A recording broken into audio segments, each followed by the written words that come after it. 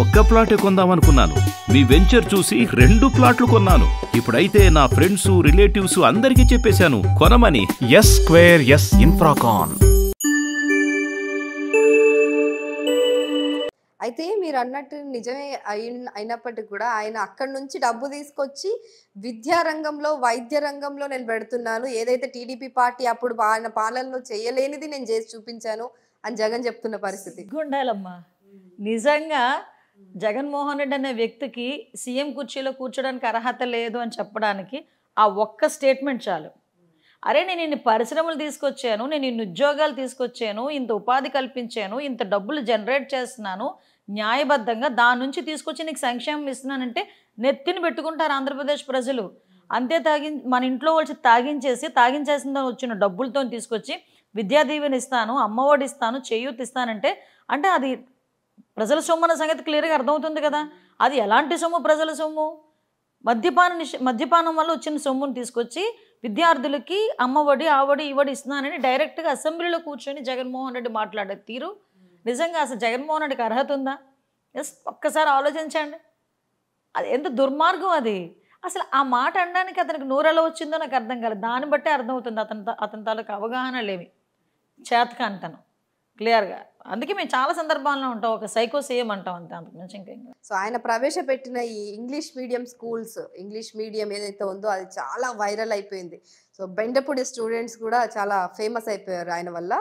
So ఆయనతో కూర్చొని ముఖాముఖి విద్యార్థులతో అంతసేపు మాట్లాడిన సీఎం ఆయనే అనుకుంటా నాకు తెలుసు. అమ్మా, ఇప్పుడు నేను ఒక టీచర్ని, నేను ఒక టీచర్ని. అవును, టీచర్ వృత్తిలోంచి బయటకు వచ్చాను, రాజకీయాల్లోకి వచ్చాను. పిల్లల సైకాలజీ ఎలా ఉంటుందో నాకు తెలుసు. నెక్స్ట్ ఒక టీచర్ సైకాలజీ ఎలా ఉంటుందో కూడా నాకు తెలుసు. సో ఇప్పుడు వాళ్ళు ఇంగ్లీష్ మీడియం అనేది మంచిదే కాదని చెప్పట్లేదు. ఇంగ్లీష్ మీడియం నువ్వు తీసుకొచ్చేసావు. నువ్వు తీసుకురావటం వల్లే బెండపూడి హై స్కూల్లో ఆ అమ్మాయి మేఘన, ఆ అమ్మాయి చాలా పాపం బాగా ట్రోల్ అయ్యింది. పిల్ల ఆ మేఘన అమ్మాయి అంత ఇంగ్లీష్ మాట్లాడేస్తుంది అని అతను అనుకోవడం నిజంగా దుర్మార్గం నిజంగా. ఎందుకంటే అది ఇప్పుడు సక్సెస్ స్కూల్స్ పేరు పెట్టి చంద్రబాబు నాయుడు గారు ఎప్పుడో కొన్ని సెక్షన్స్ని ఇంగ్లీష్ మీడియం చేశారు సక్సెస్ స్కూల్స్ పెట్టి. మళ్ళీ ఈయన వచ్చి కొత్తగా అన్ని స్కూల్స్ని పెట్టేశానని చెప్పి ఏదో అంటారు కదా, నేను చాలా సందర్భాల్లో అంటారు చెల్లికి మళ్ళీ పెళ్లి చేయడం అంటుంటారు కదా, ఆ టైప్లో మళ్ళీ అంతా కూడా ఇంగ్లీష్ మీడియం అన్నాడు. ఆ అమ్మాయి అప్పటికి ఐ థింక్ 10th క్లాస్. మనోడు 2016 అనుకుంటా ఈ మేఘన ఎపిసోడ్ జరిగింది. సారీ 2020 అనుకుంటా, కరోనా టైంలోనే అనుకుంటా ఈ మేఘన ఎపిసోడ్ జరిగింది కూడా. 2020 ఐ థింక్ సో. ఓకే, ఆ అమ్మాయి ఎప్పటి నుంచి చదువుతుంది, ఆ అమ్మాయి ఏం మాట్లాడింది, ఆ అమ్మాయిని ఎవరు మాట్లాడించారో అదంతా ప్యూర్లీ స్క్రిప్ట్. అది ప్యూర్లీ స్క్రిప్ట్, అదంతా పక్కన పెడదాం. ఈరోజు 3rd క్లాస్ నుంచి హై స్కూల్ చేసేసి 3rd క్లాస్ పిల్లల్ని కూడా దూరంగా ఎక్కడో హై స్కూల్స్ పంపిస్తూ ఉంటే, నేను రోడ్ల మీదకి వెళ్తూ ఉంటే ఆడవాళ్ళు అడుగుతున్నారు, అమ్మ ఆడపిల్లని అంత దూరం మేము ఎలా పంపిస్తాం, హై స్కూల్కి అని చెప్పి వేరే ఊర్లకు పంపించమంటున్నారు, మమ్మల్ని ఎలా పంపించమంటారు అంటే విద్యా వ్యవస్థని సమూలంగా నాశనం చేసేసాడు. ఈరోజు డ్రాప్ అవుట్స్ ఎంతమంది ఉన్నారో ఒకసారి మీరు కౌంట్ చేయమనండి. ఎంతమంది పిల్లలు డ్రాప్ అవుట్స్ ఇళ్లలో కూర్చొని పనులు చేసుకుంటున్నారు.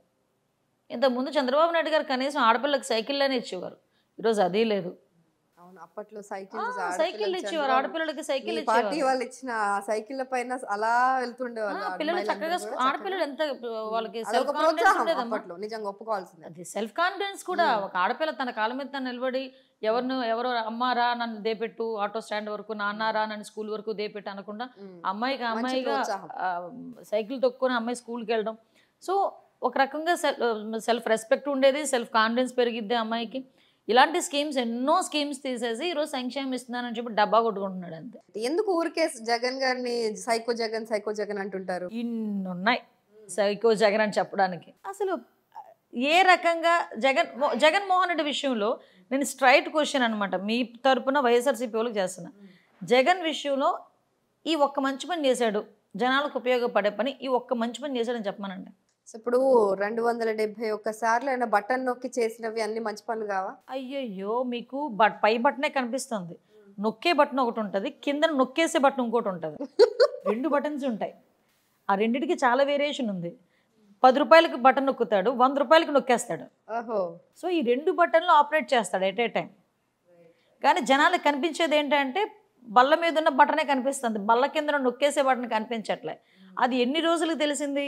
1 సంవత్సరానికి తెలిసింది బాగా. కరెంటు బిల్లులు విపరీతంగా పెరిగిపోయి, నిత్యావసర వస్తువుల ధరలు పెరిగిపోయి, పెట్రోల్ డీజిల్ ధరలు పెరిగిపోయి, గ్యాస్ ధరలు పెరిగిపోయి, ఉద్యోగాలు రాక ఇబ్బందులు పడి, విపరీతంగా మద్యం ఏర్లై పారుతున్నప్పుడు, ఆఖరికి చెత్త మీద పన్నేసినప్పుడు, ఇంటి మీద పన్నేసినప్పుడు, బాత్రూమ్ మీద పన్నేసినప్పుడు, ఇంట్లోని బెడ్రూమ్లు ఎక్కువైతే ఇండ్లు విస్తీర్ణం బట్టి పన్నేశారు తెలుసా మీకు? బాత్రూమ్స్ ఎక్కువ ఉంటే పన్నేశారబ్బా, చెత్తకి పన్నేశారు ఇంట్లో. చెత్తకు పన్ను అంటే అది స్వచ్ఛ భారత్ కోసం ఆయన చేస్తున్న ప్రయత్నం అనుకోవచ్చు కదా. అది ప్రయత్నం ఏంటి అసలు?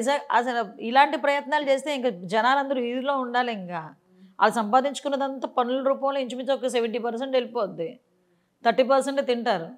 ఈరోజు తినడానికి కూడా చాలా